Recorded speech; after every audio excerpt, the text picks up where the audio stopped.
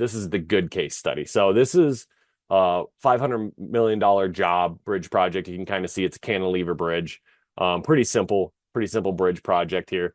But this one I actually came off of the light rail job and got assigned to this one early on in the estimate phase. And I knew that this job was also going to be required to be cost loaded early on based on the owner specs. So I took the initiative to at estimate time say we're going to align the cost structure and the schedule structure as best as we can. And what I did was I kept it as little detail as I could. Higher levels of details, especially at estimate time, make this integration a little bit easier on users. But if you can tie the structure from the estimate and the structure from the cost to a level in the WBS, that helps out a lot. So at least you know what part of the estimate is going to what part of the schedule. You can track scope, you can track changes to quantities, things like that, and kind of keep it, yes, lower detail, but it at least makes sense to the user about where is that cost in my schedule if it is going to be cost loaded and where do the quantities live on these activities. So we established those structures very early on. The budget on this one, when we went to execution time, it was conformed off of the estimate, and the baseline schedule was built off of the estimate schedule. So the estimate was used as the basis, obviously, of the control budget, which is, I think, very typical. Dom, you can correct me on that, but I think that's more common than the estimate schedule being the basis of the baseline schedule. Oftentimes, the estimate schedule just gets thrown out the door, and you build a baseline schedule that has no relation to the estimate schedule.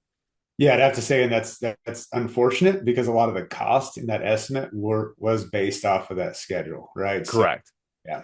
Correct. And Dom touched on it, like on this job, we established structures early on. We got quantities into the schedule accurately. We did a risk workshop on this job. So I used that cost loaded schedule to run a risk analysis for the estimate early on.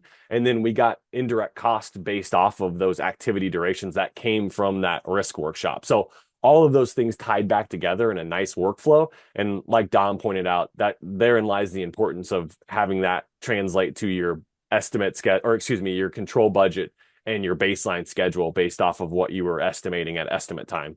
And Jordan, Um, let's pause right there because Mike asked a good question here that ties in nicely. And at what estimate level would the integration become necessary? Level one, preliminary stage, or level three, or level four or five? I would have to say that is definitely depending on the type of project, the owner requirements.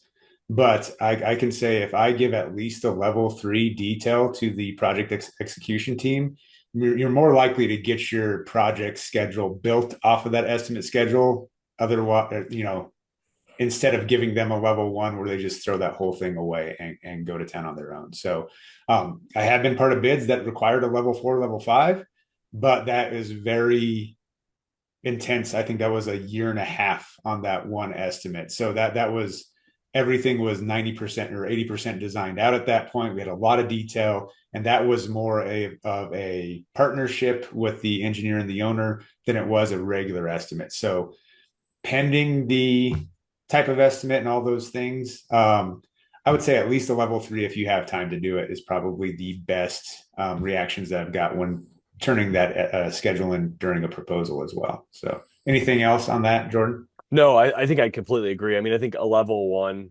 like you said, a lot of times it doesn't mean much. The job team might just throw that away and you've lost the whole point of integrating at estimate time. A level five, I mean, estimates, you can kid yourself on how you think the job's going to go. But as soon as you win that job, a lot of the times in general contractors' cases, you have a whole new team who's doing the execution. So they may look at that level five schedule and say, this is way too detailed. This is not how we're going to build it. And they end up having to throw it out and build a new baseline schedule. So I think there is a sweet spot. But again, like Don pointed out, you got to pay attention to what the requirements are from your owner and what works best for you. So And also, if you have 2 weeks to produce the bid and it's a month-long project, you're probably not giving a level five for either of those. So just absolutely. always pending the type and size of the project. So some other things that just to keep in mind for this, why it was a good case study. We talked about the structures established early on. The budget was conformed off of the estimate. That's an important part. Level of detail was contained. I kind of touched on that.